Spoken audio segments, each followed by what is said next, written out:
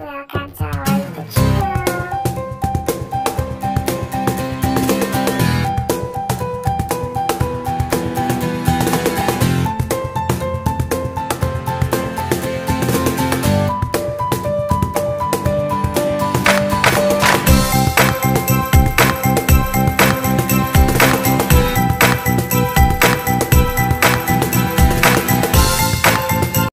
Perkenalkan, nama saya Rati Zafira dengan NIM 20205062. Di sini saya akan menjelaskan materi tentang filosofi.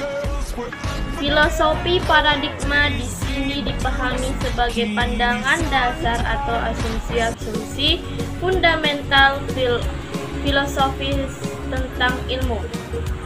Paradigma ilmu dengan demikian sama dengan cara pandang world view tentang pokok bahasan ilmu dan keseluruhan bidang kajian ilmu. World view keilmuan ini selanjutnya mencorakki pandangan ontologi, epistemologi, dan aksiologi. Keilmuan yang dipelajari dan dikembangkan sehingga menjadi metode berpikir keilmuan di kalangan civitas akademika. Dalam konteks ini, paradigma teontropoi konsentris yang menjadi paradigma keilmuan IAIN Padang Sidimpuan menjadi world view keilmuan bagi seluruh civitas akademika IAIN Padang Sidimpuan. Teontropo ekosentris pengertian dan visi keilmuan teontropoikosentris terdiri dari kata teo, antropo, eko, dan sentris. Secara etimologi berasal kata deos bermakna Tuhan, sedangkan antropo dari kata anthropos atau Grek artinya manusia. Kata eko dari kata oikos artinya habitat atau lingkungan, sementara sentris dari kata center atau Inggris artinya pusat. Berdasarkan arti etimologi masing-masing kata di atas, maka secara bahasa teontropoikonsentris dapat diartikan sebagai yang berpusat pada Tuhan, manusia, lingkungannya. Dengan demikian, paradigma teontropoikosentris adalah paradigma keilmuan yang berpusat atau bertumpu pada kesepaduan atau integrasi Tuhan, manusia, dan lingkungan alam. Tuhan atau Deos dalam konsep ini dipahami sebagai ilmu ilahi atau uluman nakliyah, sedangkan manusia atau antropos dipahami sebagai ulum al-insaniyah. Sementara ekologi atau ikos atau lingkungan di sini dipahami sebagai iklim albiyah. Dengan demikian, teo adalah paradigma keilmuan yang menempatkan ulum al-nakliyah. Assalamualaikum warahmatullahi wabarakatuh. Nama saya Lili Sureni Batubara, NIM 20205032. Baiklah, di sini saya akan menjelaskan materi tentang pengertian teontropoikosentris dan visi keilmuan. Pemetaan keilmuan dalam paradigma teontropoikosentris menjadi ulum ad-diniyah, ulum al-insaniyah, dan ilmu albiyah adalah kelanjutan dari pemahaman trilogis tentang Tuhan, manusia, dan alam lingkungan. Secara terminologis dapat disinonimkan dengan habalum minallah, habalum minannas, dan habalum min alam. Trilogi subjek dan objek inilah trilogi yang integratif ataupun integralistik. Pemahaman inilah yang menjadi visi dasar keilmuan yang dikembangkan di IAIN Padang Sidimpuan. Visi integralisme keilmuan yang digagaskan dalam paradigma teontropoikosentris ini sebenarnya bukan visi baru, sebagaimana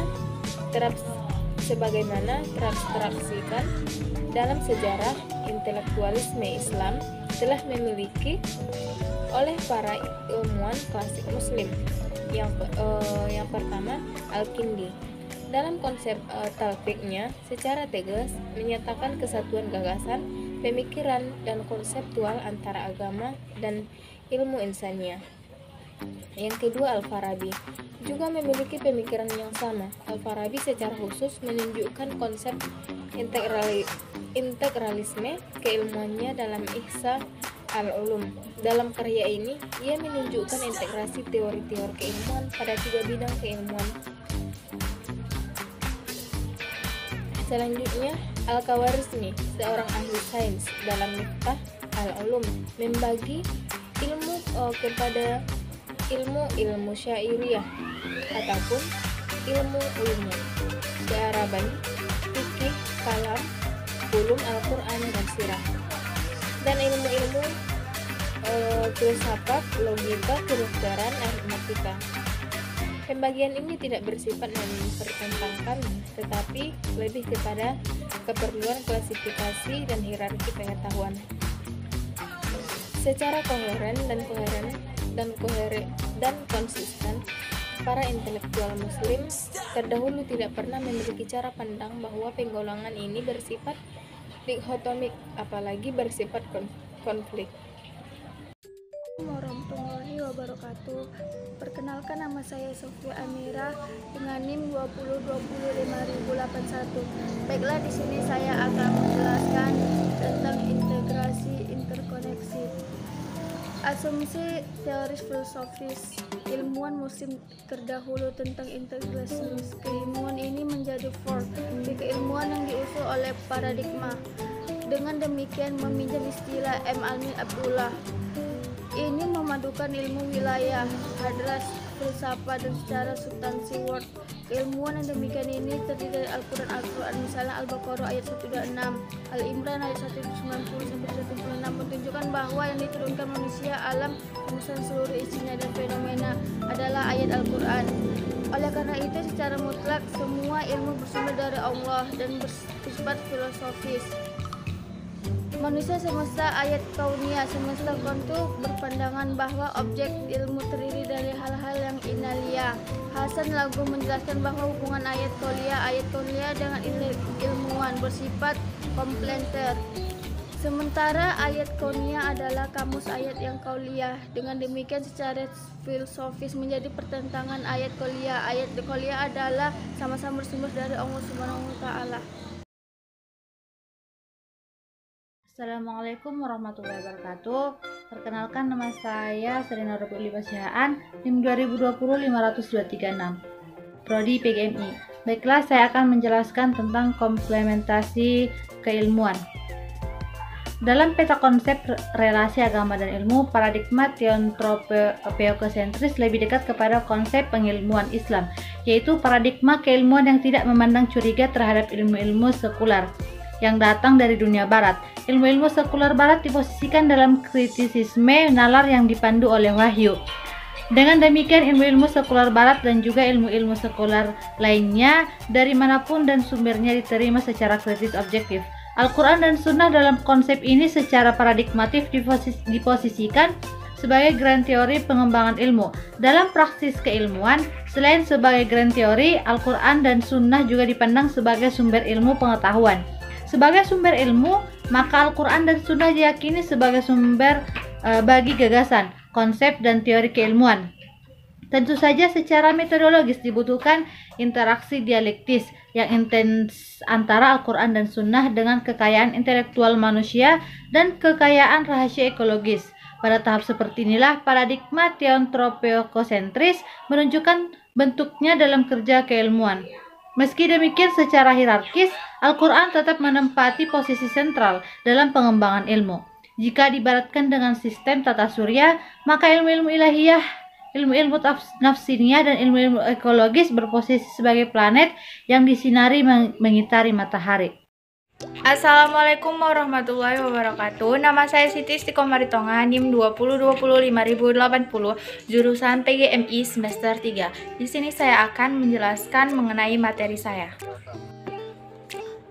Komponen kurikulum terdiri dari tujuan, isi, metode, atau strategi, dan evaluasi. Tujuan suatu kurikulum menyangkut goal, aims, and objective, proses pendidikan pada suatu intuisi atau program studi. Isi kurikulum berkaitan dengan konten yang berisi muatan kompetensi, pengetahuan, sikap, dan keterampilan yang dapat diperoleh melalui bahan dan segala hal yang menjadi rujukan akademik dan keilmuan dalam proses akademik atau pembelajaran.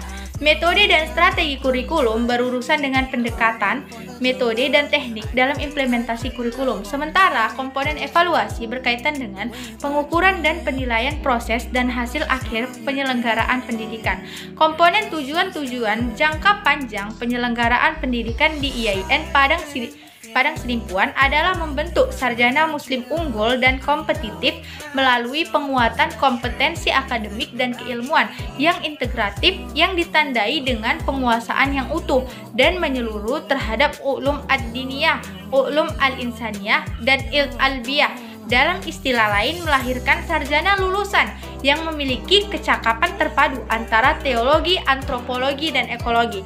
Komponen ini atau konten sebagai realisasi pencapaian tujuan dari kurikulum, maka kurikulum IAIN Padang Sidimpuan dan program studi harus berisi bidang ilmu berupa ulum ad-diniyah, ulum al-insaniyah, dan ilm albiyah.